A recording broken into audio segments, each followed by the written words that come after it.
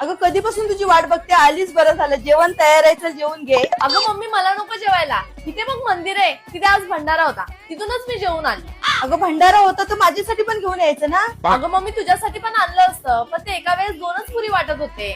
मग 2 पुरी मध्ये तुझं पोट भरलं?